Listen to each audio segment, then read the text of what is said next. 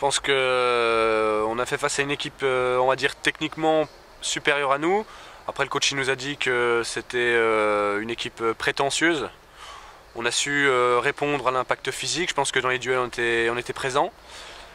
Après, on a encore des choses à régler au niveau défensif, des petits détails, notamment à Consola, le coach, quand on est revenu sur des séquences vidéo, il y a des problèmes de communication, il faut se parler davantage, anticiper.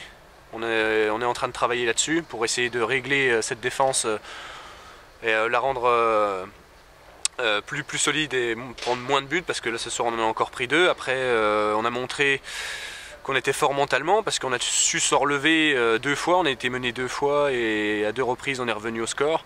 Je pense que c'est un bon point. À domicile on continue notre série. Les 2 derniers matchs c'était 2 victoires. Là on enchaîne avec un match nul. Faut engranger les points ici à domicile et faire des résultats à l'extérieur, et c'est que comme ça qu'on s'en sortira. Bon, vous êtes fait les frayeurs au bout de 30 secondes, hein, parce que Luçon rate un but tout fait, hein, un tir sur Julien Balland. Oui, on a toujours un petit peu de mal à rentrer dans le match.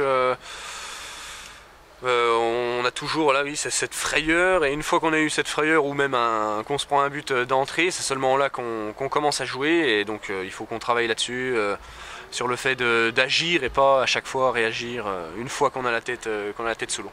Et on l'a montré qu'on sait jouer au foot une fois qu'on a le ballon, qu'on est capable de renverser n'importe quelle équipe. On l'a montré face à Strasbourg, on n'a rien à leur envier. Pardon.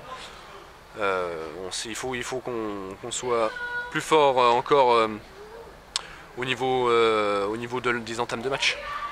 Et vous prenez ce but au plus mauvais moment, juste avant la mi-temps, un petit coup de bambou derrière la tête là. Hein. Voilà, oui, c'est juste avant la mi-temps, on se le dit, on dit c'est fini. Il reste 1 minute même pas, parce que le temps additionnel était écoulé.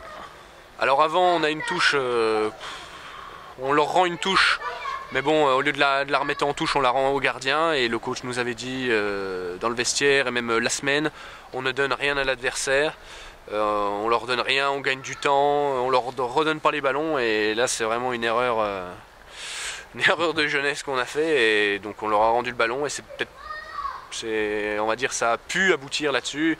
Et après, dans la 45e minute, le coup franc, même s'il est présent, on doit être plus solide que ça, et puis là ça doit vraiment pas passer, parce que ça joue que dans la tête. On doit vraiment faire en sorte que notre vis-à-vis ne marque pas, ça c'est sûr.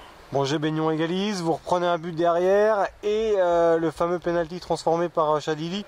Est-ce qu'il y a penalty selon toi? Je pense, parce que de toute façon en première mi-temps il y a eu aussi on va dire un genre de penalty qui n'a pas été sifflé, une faute. Je pense que là pour le coup il y avait vraiment penalty. Après je vois pas vraiment ce qui se passe, parce que je suis loin sur le deuxième penalty, mais je pense qu'il a peut-être pu compenser l'arbitre à ce moment là, je pense. Qu'est-ce qui vous attend comme match maintenant? Je sais même pas. Petit déplacement où Julien Balland sera encore dans les cages.